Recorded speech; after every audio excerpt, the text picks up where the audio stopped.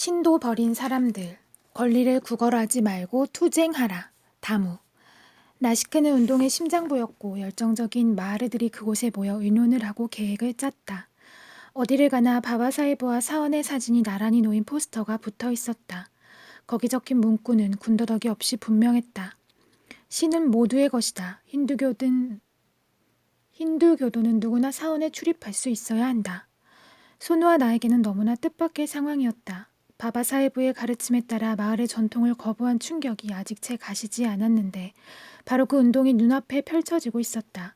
멀리서 엄청난 수의 마하르들이 모여들었고 다들 왼쪽 어깨에 배지를 달고 있었다.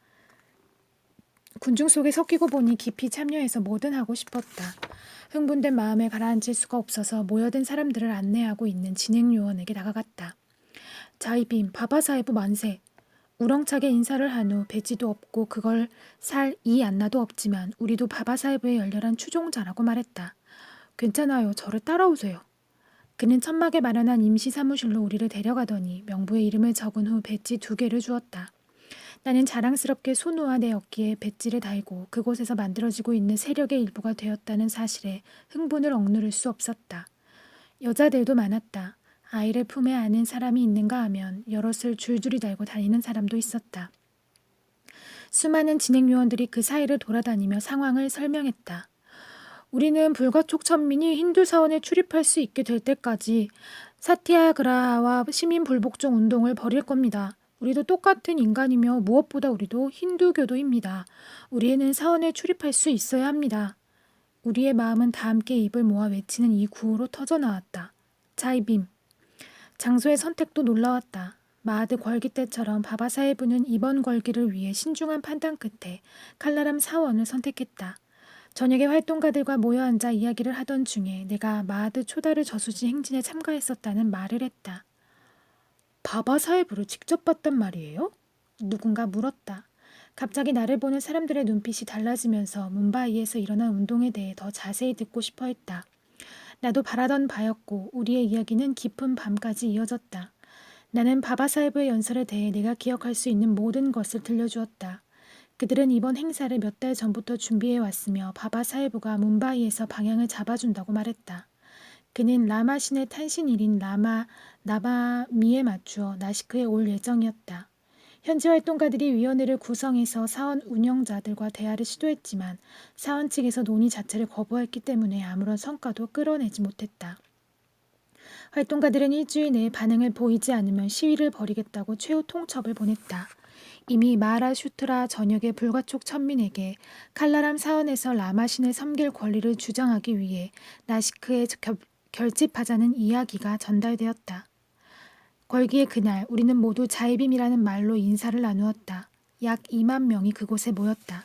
나는 속으로 생각했다. 그래, 이렇게 뭉쳐서 큰 힘을 이루었는데 누가 감히 우리를 인간 이하로 취급하겠어.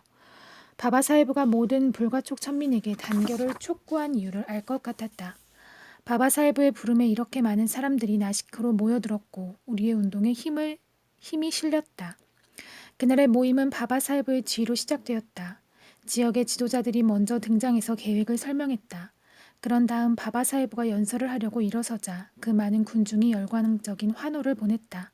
그는 투쟁의 목적을 설명하고 평화롭게 타결하기 위해 노력했던 과정을 하나하나 되짚었다. 사원에 들어가지 못한다고 죽지는 않습니다. 사원에 들어간다고 해서 영원히 사는 것도 아닙니다. 우리는 인간으로서의 동등한 권리를 위해 싸울 뿐이며 그 이하로는 만족하지 않을 것입니다. 우레와 같은 박수가 쏟아졌다. 이어서 내가 본 가장 거대한 행진이 시작되었다. 바바사헤브가 선두에 섰다. 악단이 그 뒤를 따르며 행진곡을 연주하자 마을 공동체와 영국군의 제유가 떠올랐다. 그 다음에는 행사의 진행 요원들이 따라갔고 약 500여 명의 여자들이 그 뒤에 줄지어 섰다. 달리테 여성들이 군중대회에 참가한 최초의 순간이라는 점만으로도 혁명적이라고 할 수 있었다.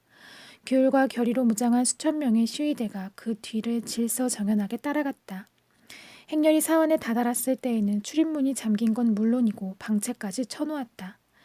레이노즐라는 영국인 경찰서장의 지휘하에 무장 경찰들이 입구를 지키고 있었다. 바바사헤브는 경찰서장과 이야기를 한 후 행렬을 고다바리 강으로 데려가 그곳에서 다시 집회를 열었다. 바바사헤브는 이튿날부터 사원 앞에서 평화 시위를 벌이겠다고 선언했다. 우리는 정식 진행 요원으로 이름을 올리고 천막으로 들어갔다. 다음 날 예정되었던 평화 시위가 시작되었다. 우리는 사원 입구에 모였다. 사원에는 모두 4개의 문이 있는데 동쪽으로 난 것이 정문이었다. 팽팽한 긴장감이 느껴졌다. 문마다 수백 명의 무장 경찰이 서 있고 나머지 경찰들은 시위대를 날카롭게 주시했다. 레이놀즈는 시위대가 한밤중을 틈타 공격하리라는 생각에 사원 바로 앞에 천막 사무실을 만들어 놓고 그곳에서 진을 쳤다. 수천 명의 시위대가 돌아가며 인간띠를 둘러 아무도 들어가지 못하도록 사원을 에워쌌다. 상층 카스트들이 인근 집에 몽둥이와 곤봉을 들고 숨어서 우리가 무력으로 사원 진입을 시도할 경우 바로 공격하려고 한다는 소문이 돌았지만 우리는 정문 앞에 앉아 노래만 부를 뿐이었다. 평화로운 시위에서 이탈해서는 안 된다는 게 바바사헤브의 엄격한 지시였다. 다음 날 현지 지도자들은 공개회의를 열고 상층 카스트들이 이 난국을 타개할 방법을 모색하기 위해 모임을 가졌다는 사실을 발표했다.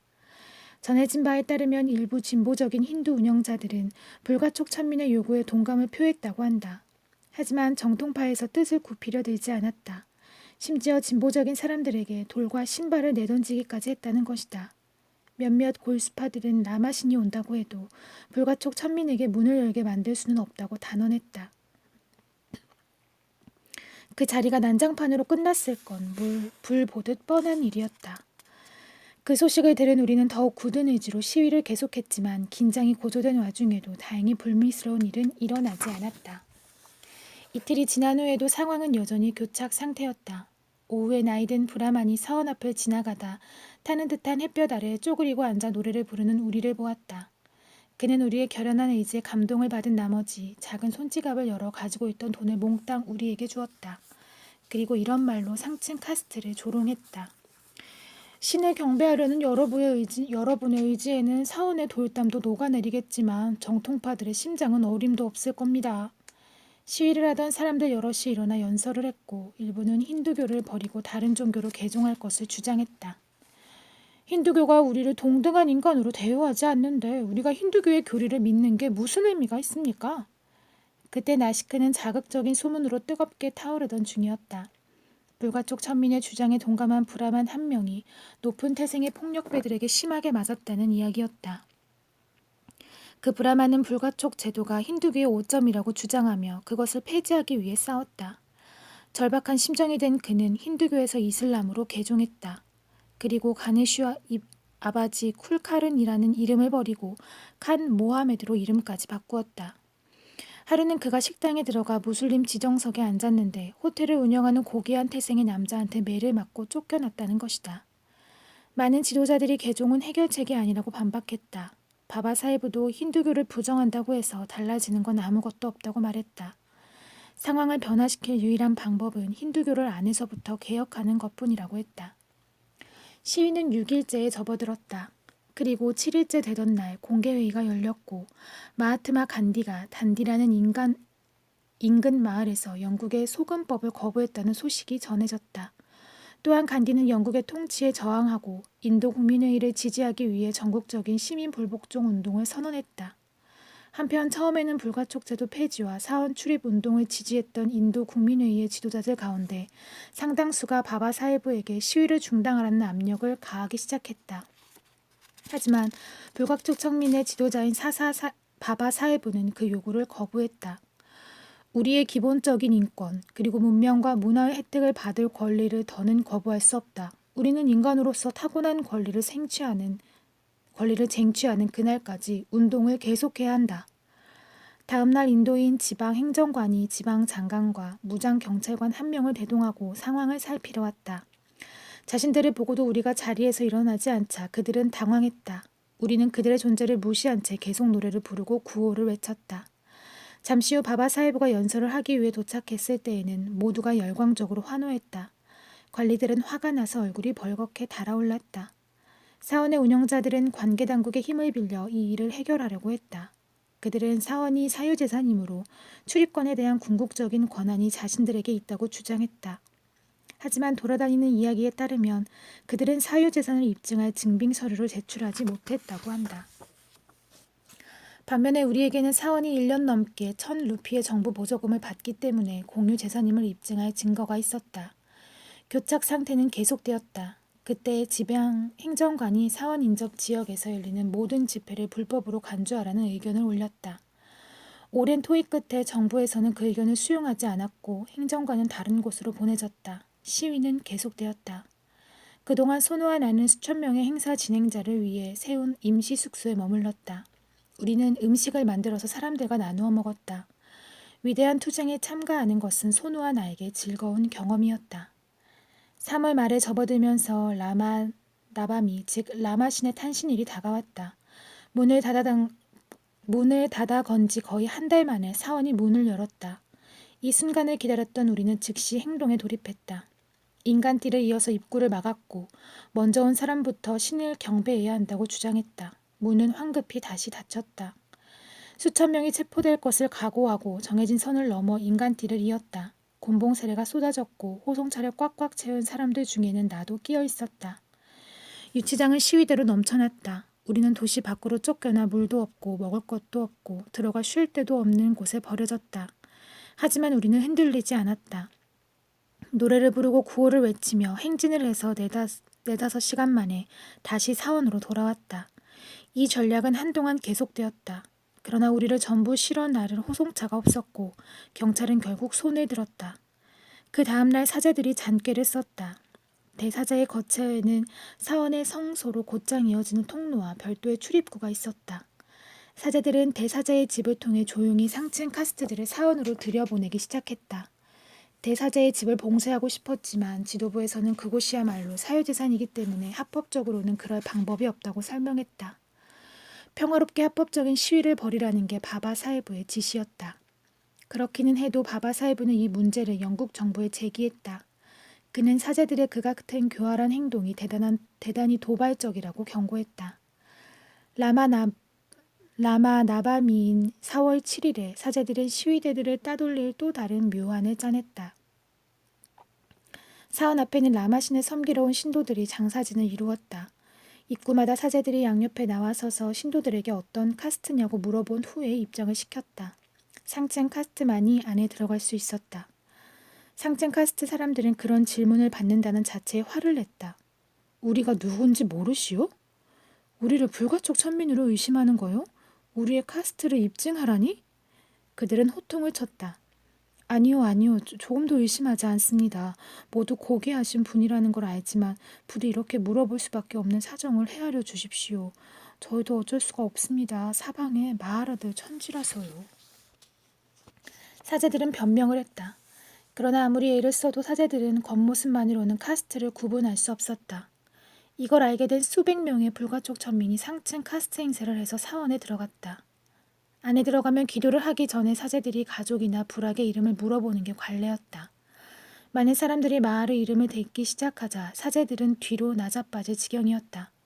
사원에서는 이 사실을 즉시 경찰에 알렸다.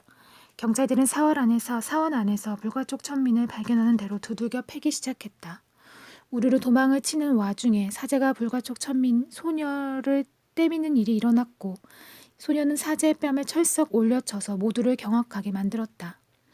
라마 나밤이 이틀 후에 라마신의 꽃마차 행렬이 나시케를 통과하는 전통이었다. 불가촉 천민은 사원에는 들어가지 못했지만 마차는 끌 수 있었다. 당시의 소요 사태를 감안해서 타협이 이루어졌다. 상층 카스트가 사원의 동문까지 마차를 끌고 거기서부터는 불가촉 천민이 막기로 했다. 그러나 여전히 팽팽한 긴장감이 흘렀다. 두 눈 멀쩡히 뜨고도 불가촉 천민을 사원에 들여보낸 사제들은 조롱의 대상이 되었다. 상층 카스트들은 사원이 오염되었다며 분노했다. 그들은 보복을 결의했다. 사제들은 행렬 시간을 통보해놓고 훨씬 이른 시간에 조용히 모였다. 사제들의 성원 속에 높은 태생들이 서둘러 마차를 몰고 동문을 훌쩍 지난 곳까지 가버렸다. 우리는 뒤통수를 맞았지만 얼른 행동을 취했고 모두 힘을 합쳐 마차를 도중에 멈춰 세웠다. 마차를 옆에 세워놓은 채 싸움이 벌어졌다. 경찰은 곤봉을 휘두르며 우리를 골목으로 밀어넣었다. 거침없이 날아다니는 경찰들의 곤봉은 어른과 아이, 남자와 여자를 구분하지 않았다. 소녀는 다친 데 없이 그 난리통을 빠져나갔지만 나는 오른쪽 다리를 얻어맞았다.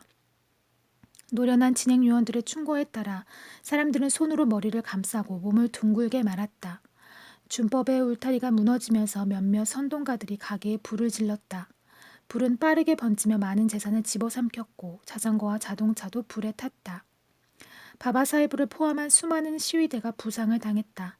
다친 사람은 대부분 도망을 칠 수 없었던 마하르들이었다. 우리는 분노했고 복수를 원했지만 바바사헤브는 본인도 다쳤으면서 차분한 말로 우리를 진정시켰다.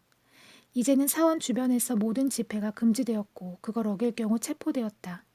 바바사헤브는 내무부 장관을 만나러 뭄바이로 떠났고 시위는 잠정 중단되었다.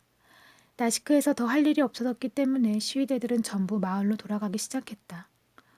우리는 어떻게 해요? 뭄바이로 간다고 해도 거기서는 뭘 하죠? 손우가 걱정스러운 얼굴로 물었다. 얼마 전에 불확실함이 고스란히 되돌아왔다. 뭄바이에 가면 또 어떤 상황이 펼쳐져 있을지 짐작할 수 없었고 어머니의 얼굴을 어떻게 볼지도 걱정이었다. 그래도 마음은 평화로웠다. 나는 바바사헤브가 이끄는 운동에 참여했고 불의에 맞서겠다고 나 자신에게 했던 다짐도 지켰다. 무엇보다 손우가 나와 어깨를 나란히 하고 함께 참여했다는 사실이 기뻤다. 우리는 자식들에게 우리보다 나은 삶을 물려주기 위해 우리 자식들이 인간의 존엄성을 가지고 살 수 있도록 만들기 위해 싸울 것이다. 그리고 이 억압의 족쇄를 풀고 자유로워질 것이다.